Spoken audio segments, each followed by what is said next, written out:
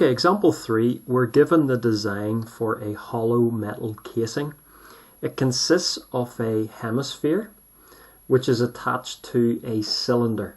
Now the cylinder has no circular top, but the cylinder does have a circular base. The radius for the hemisphere and the cylinder is r, and the height of the cylinder is h. We're also told that the casing has a volume of pi over 3 meters cubed, and then we have to show that h is equal to 1 minus 2r cubed all over 3r squared. So we're going to have to set up an equation with h and r in it. In order to set up this equation, we have to use the information that's given in the question, and that is about the volume. We're given the volume of this metal casing. So what I'm going to do is set up an equation for the volume and then hopefully rearrange it and then get what h is in terms of r. So part A,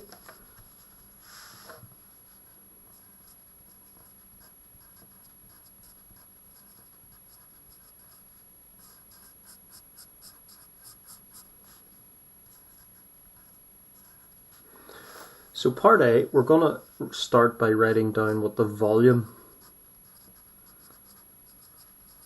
of the casing is. So the volume of the casing, if we go back, is equal to the volume of the cylinder plus the volume of the hemisphere. Now the volume of a cylinder is pi r squared h. Again, that's a formula that you would have learned back at GCSE and you're still expected to know at A level and beyond. So volume of a cylinder is pi r squared h. So the volume of the casing is the volume of the cylinder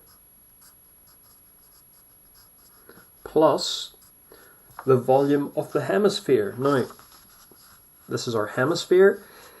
It's half the volume of a sphere. Now, the volume of a sphere is 4/3 pi r cubed. So it's a half of that. So volume of casing is volume of cylinder plus half the volume of a sphere. Volume of a sphere is 4/3 pi r cubed. Again, that's another formula you would be expected to know. So make sure we do know these formulas. I did put these formulas in the notes when we started looking at maximum and minimum problems. Just make sure, as I say, you know them. Okay, so let's tidy things up a bit. We're told in the question that the volume of the casing is pi over 3. So I'm going to replace the volume bit with pi over 3. And that's equal to pi r squared h plus 2 and 4 cancel. So that's going to leave us with 2/3 pi r cubed. Okay, we're going to get rid of the denominator of 3, so I'm going to multiply through the entire equation by 3 to clean the denominator to get rid of fractions. So we're going to have pi equals 3 pi r squared h plus, so we're multiplying this term through by 3, so this denominator 3 will cancel with the 3 we multiply through by, so we're going to be left with 2 pi r cubed. So we have an equation with r and h in it, which is good, but we also have pi in it, which is not good, because if you look at what we're trying to achieve, there's no pi in this, so we've got to somehow get rid of pi. You'll notice that pi appears in every term, so we can divide through by pi. You can always divide through by a numerical value if it appears in every term. So divide through by pi, we get 1 equals 3r squared h plus 2r cubed. So now it's much better. We now have an equation with r and h in it. We're now going to make h the subject. So shift your 2r cubed over.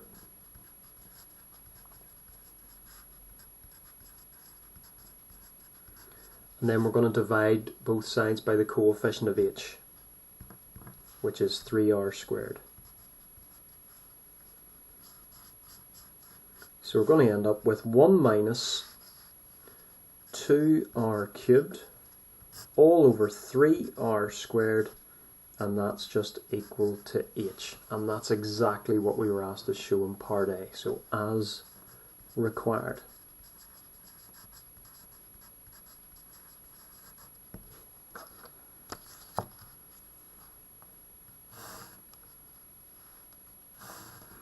Now, part B. It says, hence show that the total surface area S of the casing is given by this equation. So this equation, the subject variable is S and the other variable is R. So somehow we want to get an equation for the surface area which only contains S and R. In other words, there's no H here at all. So first of all, we've got to set up an equation for the surface area of the metal casing. So part B, surface area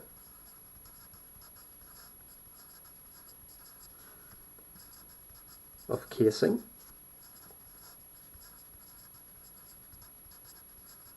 equals, so if we go back to the diagram,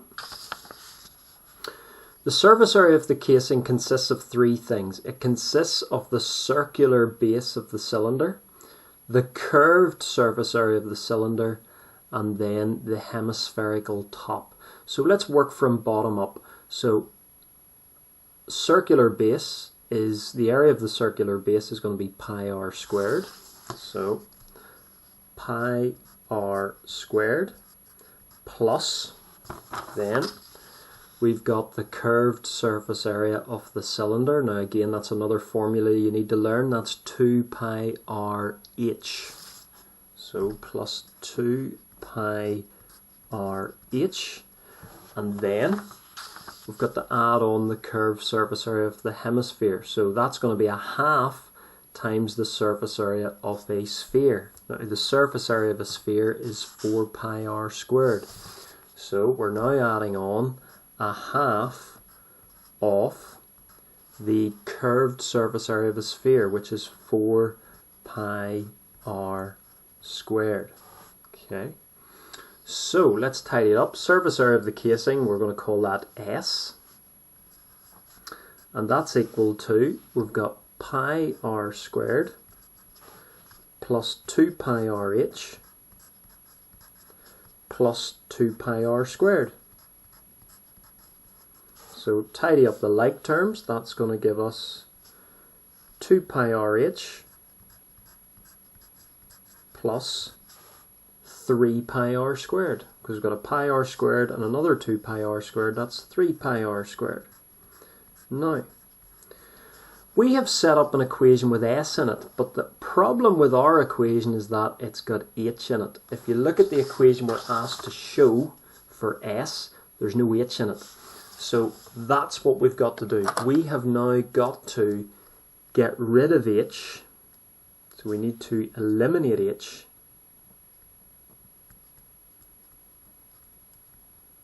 And we do that using our answer in part A. So we've got an expression here for H in terms of R.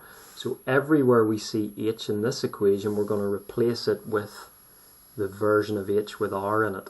So get rid of H using your answer to part A.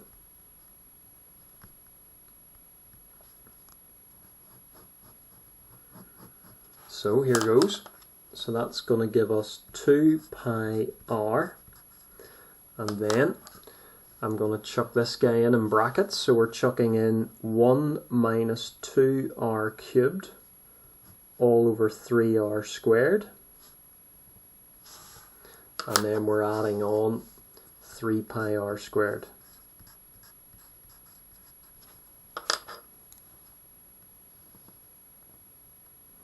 Now, let's try and tidy this up and hopefully get what we're asked for. So I'm going to multiply through the numerator here by 2 pi r. So we're going to get 2 pi r minus 4 pi r to the power of 4. And then all of that is over 3r squared. And then we're adding on 3 pi r squared. Okay, I'm going to divide both terms in the numerator by the 3r squared. So we're going to get 2 pi r over 3r squared. And then we're subtracting 4 pi r to the power of 4 all over 3r squared. And then we're adding on 3 pi r squared. Okay, let's do a bit of cancelling. So we're going to cancel the r in the top with one of the r's in the bottom. So we're going to be left with just r on the bottom. We're going to cancel the r squared with the r to the power of 4. So again, remember r to the power of 4 is r times r times r times r, and r to the power of 2 is r times r. So there'll be 2 r's on the bottom, which will cancel with 2 r's on the top line. So you'll just be left with r to the power of 2. Okay, and then tidy that up. We're going to have 2 pi over 3r. And then we're going to have minus 4/3 pi r squared. And then we're adding on 3 pi r squared. Now we've got two like terms here because they're terms which contain pi r squared.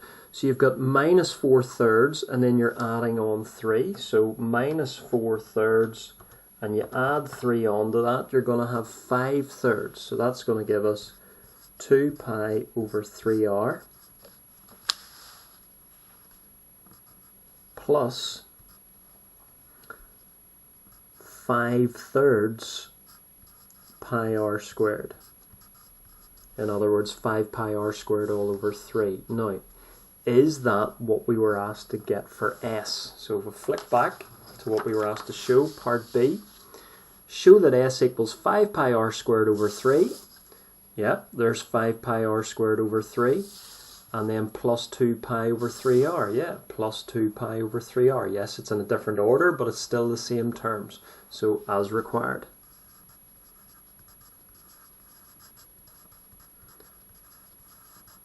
So, the difference so far is that we now have had to set up the equation that contains the subject variable s and the other variable r. To date, most of the time, this has already been given, and then we work out the max or minimum value of s. So there's a bit of work to be done first before we start differentiating. So that is part B.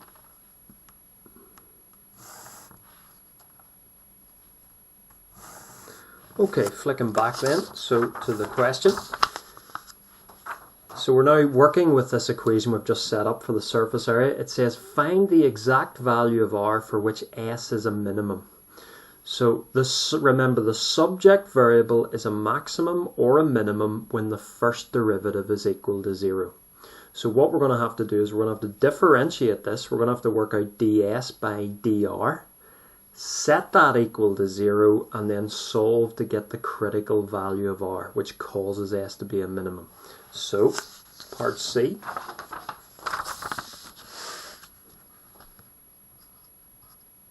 We'll copy out our equation again. S equals 5 pi r squared all over 3. And then we're adding on 2 pi over 3r. Okay, now, we can't differentiate this yet with respect to r because we've got an r in the bottom line. So this wee r is going to have to move to the top. So let's do that first. So we've got 5 pi r squared over 3, and then plus 2 pi over 3, and then we're moving this wee r up to the top line to change the sign of its power. So it's going to be 2 pi r to the power of minus 1 all over 3. Now we're in a position to differentiate. So we're going to work out ds by dr. So we're going to multiply the term by the power of r, so that's going to give us 10 pi over 3, and then subtract 1 from the power of r, so it's just r. And then multiply this term here by the power of r, so that's going to give us negative 2/3 pi r, and then subtract 1 from the power of r, so that's now going to be negative 2. Plan now is we're going to shift this r here back to the bottom line to make its power positive again. So we're going to get 10 pi r over 3, subtract 2 pi all over 3r squared. So we've now worked out the first derivative.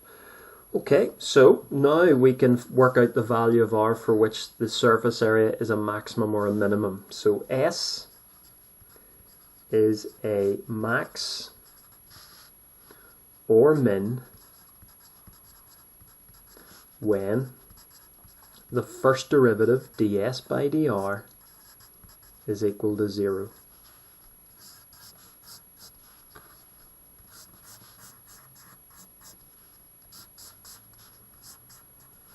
So, therefore, we're going to get 10 pi r over 3, subtract 2 pi over 3r squared, and that's equal to 0. Okay, it's time to get rid of fractions. We don't want there to be any denominators. So a sensible thing to multiply through by would be 3r squared, because all of these denominators would then become 1. They'd all wipe out. So let's multiply through by 3r squared. So when we multiply this guy through by 3r squared, the 3's cancel. So we're only multiplying it now by r squared. So that's going to give us 10 pi r cubed.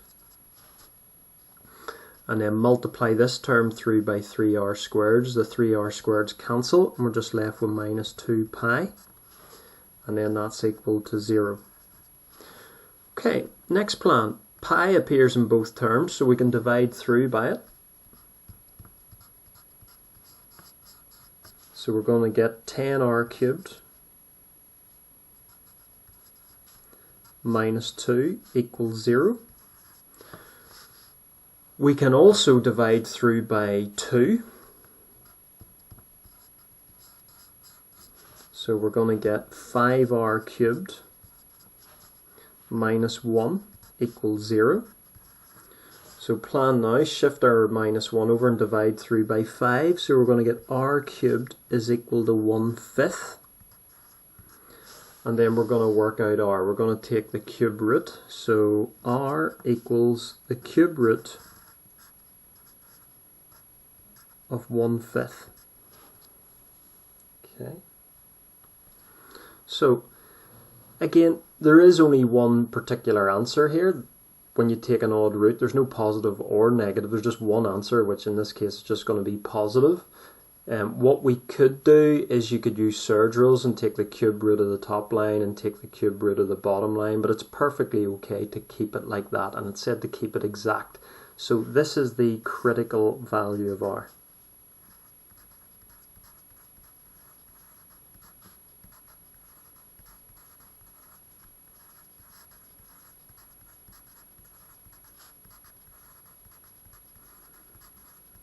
So this is the value of r that makes S a maximum or a minimum. But now we've got to prove whether or not S is a max or a min. So prove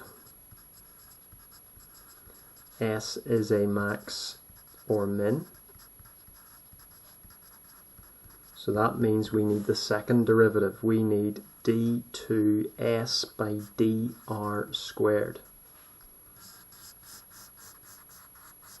So we've got to go all the way back to the first derivative here with r in the top line and differentiate again.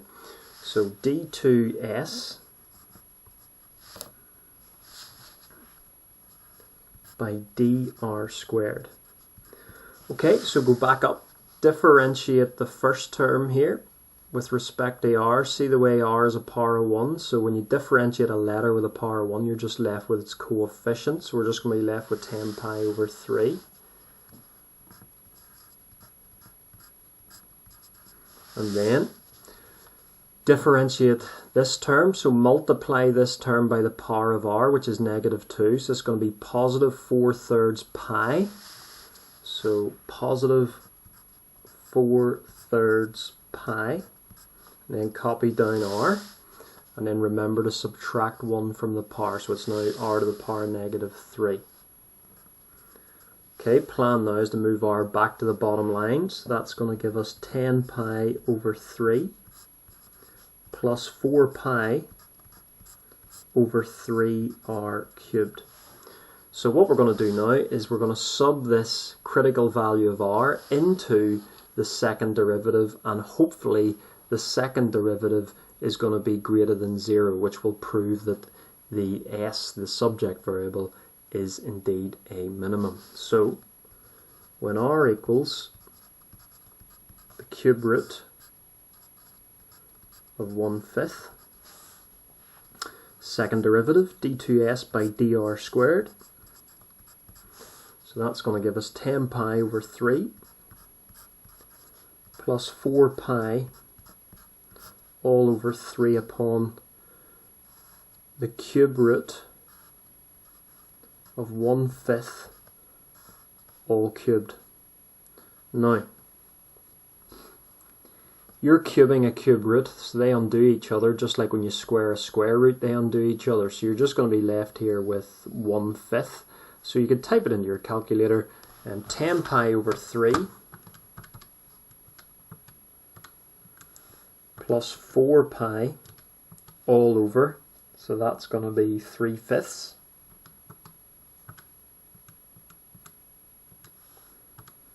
And that's just going to give us 10 pi,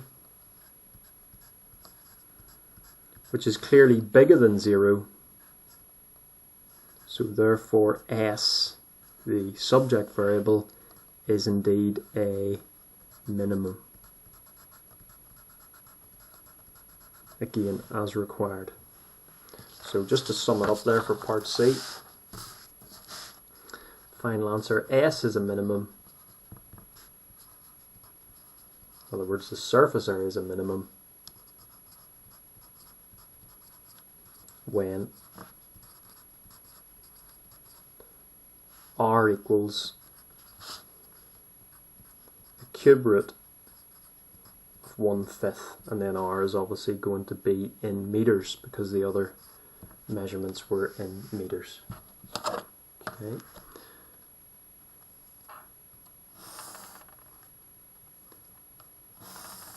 Okay, last part of the question. So, very last bit, it says in part D, hence find the minimum surface area. So what that means is you're going to sub the critical value of r that makes the surface area minimum into the surface area equation.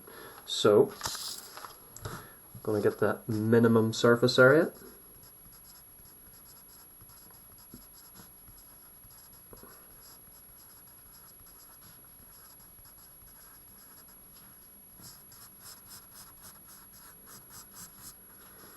Okay, so we're going to get s, so when r equals the cube root of 1/5, so chuck it in to the surface area equation, we get 5 pi times cube root of 1/5 all squared, and that's all over 3, plus 2 pi over 3 times the cube root of 1/5. So just be careful here typing that into your calculator.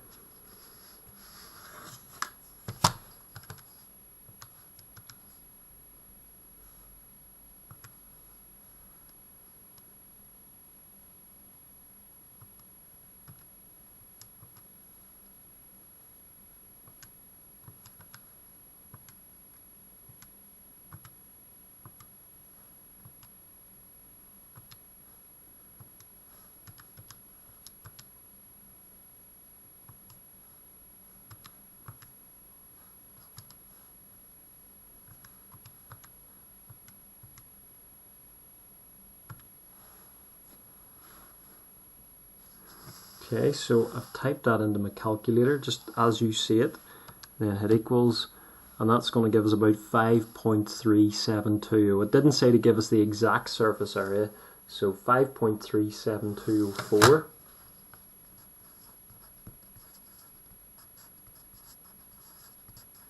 So answer, minimum surface area is going to be about 5.37 meters squared, and that's the 3SF.